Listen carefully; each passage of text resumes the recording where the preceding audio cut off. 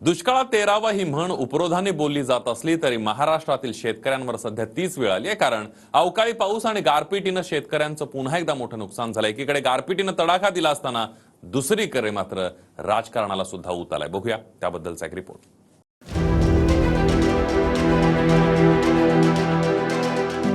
असा माणूस राज्याचा कारभार करायला नालायक आहे। अशा पद्धतीचा शब्दप्रयोग कोण करतं?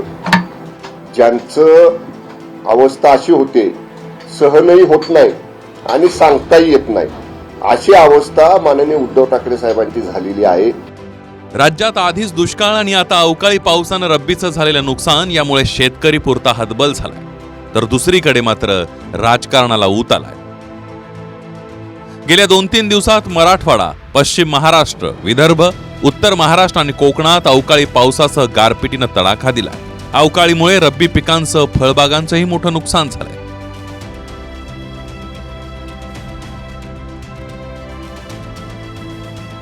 अशा परिस्थितीमध्ये मुख्यमंत्री एकनाथ शिंदे राजस्थान आणि तेलंगणातील विधानसभा निवडणूक प्रचारात व्यस्त, तर उपमुख्यमंत्री फडणवीसांनीही 5 राज्यातील विधानसभा निवडणूक प्रचारासाठी सभा घेतल्या। हाच धागा पकडत उद्धव ठाकरे आणि मुख्यमंत्री शिंदे आणि दोन्ही उपमुख्यमंत्र्यांवर जोरदार हल्ला चढवलाय। आज माझ्या राज्यातला शेतकरी संकटात असताना, गारपीट अवकाळीच्या संकटात असताना जो माणूस स्वतःच्या घराची काळजी न करता बेपर्वाईने दुसऱ्या पक्षाच्या प्रचारासाठी दुसऱ्या राज्यात जातो, असा माणूस राज्याचा कारभार करायला नालायक आहे। आणि अशा माणसाने सत्तेवर राहण्याचा त्याला अधिकार नाहीये। एक फुल 2 हाफ, दुसरे 2 हाफ कुठे काहीच कल्पना नाहीये। कारण मधल्या काळामध्ये सुद्धा दुसरे हाफ होते ते छत्तीसगडला का मध्य प्रदेशला प्रचाराला गेले होते, आज कुठे गेले ते कल्पना नाही। दुसरे ज्यांच्यामध्ये डेंग्यू झाला होता ते कुठे, त्याची माहिती नाहीये। मग शेवटी ह्या राज्याचा मायबाप कोण आहे? शेतकऱ्यांना मदत दिली नाही तर दिवाळी साजरी करणार नाही असं म्हणणारे धनंजय मुंडे आता कुठे आहेत, असा सवालही उद्धव ठाकरेंनी केला। तर विधानसभेतील विरोधी पक्षनेते विजय वडेट्टीवार आणि खासदार संजय राऊतांनीही शिंदेंच्या प्रचार दौऱ्यावरून निशाणा साधलाय। एकीकडे आतापर्यंत दुष्काळी परिस्थिती राज्यात होती आणि अवकाळी परिस्थितीनं शेतकऱ्याचं कंबरड पूर्णतः मोडून टाकलं आहे आणि सरकार मात्र तेलंगणाच्या दौऱ्यावर प्रचारासाठी व्यस्त आहे। तिथून ते सांगतायत की आम्ही दुष्काळ घोषित करू वगैरे। आज खोक्यांची गरज मदतीची शेतकऱ्यांना आहे आणि तुम्ही तिथे तेलंगणामध्ये काय करताय? तुम्हाला कोण विचारताय तिकडे? हे अत्यंत दुर्दैव आहे राज्याचं, ज्यांचं महाराष्ट्राशी भावनिक नातं नाही शेतकऱ्यांशी, असं सरकार या सत्तेवर बसलेलं आहे। उद्धव ठाकरे यांनी मुख्यमंत्र्यांवर हल्ला चढवल्यानंतर मंत्री शंभूराज देसाईंनीही जोरदार पलटवार केला। ठाकरेंची अवस्था सहनही होत नाही आणि सांगताही येत नाही अशी झाली आहे। 4 भिंतींच्या आत बसून त्यांनी बोलू नये असा टोला देसाईंनी लगावलाय। अशा पद्धतीचा शब्दप्रयोग कोण करतं? ज्यांचं अवस्था अशी होते, सहनही होत नाही आणि सांगताही येत नाही, अशी अवस्था माननीय उद्धव ठाकरे साहेबांची झालेली आहे। त्यांच्या काळात सुद्धा संकट आली, त्यांच्या काळात सुद्धा शेतकऱ्याचं नुकसान झालं, पण एनडीआरएफच्या दुप्पट मदत द्यायची। 2 हेक्टरचं क्षेत्र मर्यादा 3 हेक्टर करायचा निर्णय माननीय उद्धवजी ठाकरे साहेब मुख्यमंत्री असताना का घेतला नाही, याचं जर उत्तर द्या ना मला आधी। दरम्यान सरकारमधील मंत्री दादा भुसे, दिलीप वळसे पाटील, अनिल पाटील, आमदार निलेश लंके यांनी अवकाळी पाऊस आणि गारपिटीने नुकसान झालेल्या भागात जाऊन पाहणी केली। प्रशासकीय स्तरावर बैठका घेत नुकसानीचा आढावाही मंत्र्यांनी घेतला। तिथल्या शेतकऱ्यांसोबत संवाद साधत मदतीचं आश्वासनही दिलं।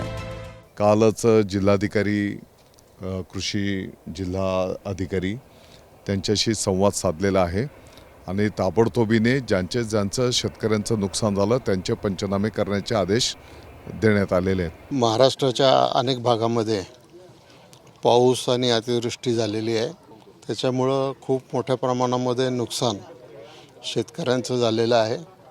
जिल्हा प्रशासनाला अशा सूचना दिलेल्या आहेत की त्यांनी ताबडतोब 1-2 दिवसामध्ये त्यांनी पाहणी करून, पंचनामे करून मग त्याच्याबाबतचा प्रस्ताव हा जिल्हाधिकाऱ्यांना ते पाठवतील।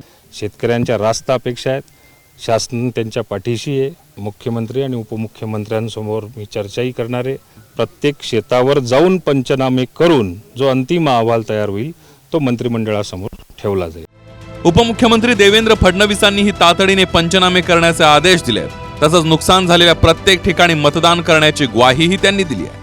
आत्ता सगळ्या जिल्हाधिकाऱ्यांना आम्ही सांगितलेलं आहे की कुठे कुठे काय काय परिस्थिती आहे, कुठे किती नुकसान झालं आहे याचं एक प्राथमिक असेसमेंट घेऊन त्यांनी आमच्याकडे ते पाठवावं. आता वेगवेगळ्या ठिकाणी रबीचे वेगवेगळे स्टेजेस आहेत. काही ठिकाणी त्याचं नुकसान आहे, काही ठिकाणी ज्या स्टेजेस आहेत तिथे फार नुकसान होणार नाही, पण जिथे नुकसान होईल त्या ठिकाणी आपण निश्चितपणे मदत करणार आहोत. राज्यातील सुमारे 90,000 हेक्टर क्षेत्रावरील पिकांना फटका बसलाय. राज्यातील 17 जिल्ह्यांमध्ये शेतीचं नुकसान झालंय.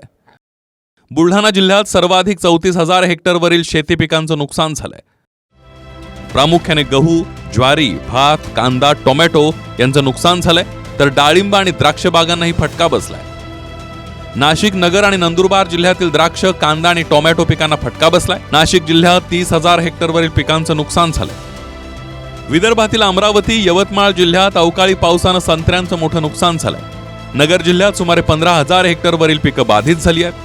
पुणे जिल्ह्यात सुमारे 3,500 हेक्टर, धुळे जिल्ह्यात जवळपास 4,500 हेक्टर, नंदुरबार जिल्ह्यात 2,000 हेक्टरवरील पिकांचं नुकसान झालंय.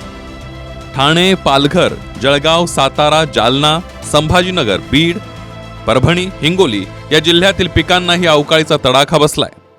मायबाप सरकारने आम्हाला काहीतरी मदत करावा, नाही तर आम्हाला आत्महत्या केल्याशिवाय पर्याय नाही. मायबाप सरकारला आजपर्यंत जनावराला टाकायला चाराच नाही राहिला. परिस्थिती अशी झाली का काहीच नाही राहिलं. तर मग जनावर मग आता काय करायचं, सोडून द्यायचे का काय? कांद्याच्या लागवडीला कमीत कमी 70,000 ते 80,000 रुपये खर्च येतो.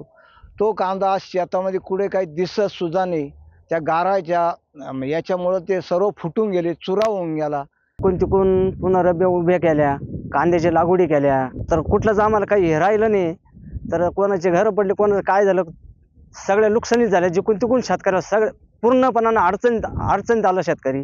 पत्रे उडून गेलेले आहेत आणि आम्हाला गाडीमुळे मार जास्त लागला गेलाय. बहीण आणि भाऊ हॉस्पिटल दवाखान्यामध्ये ऍडमिट आहे.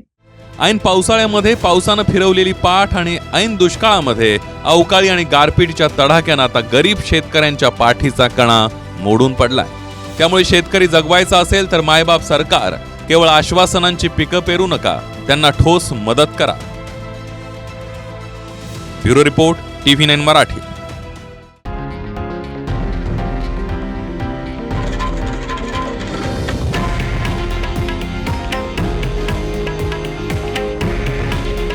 हे आहे देशातील नंबर 1 न्यूज नेटवर्क आणि आपण पाहत आहात TV9 मराठी. काळजी तुमची, हित महाराष्ट्राचं.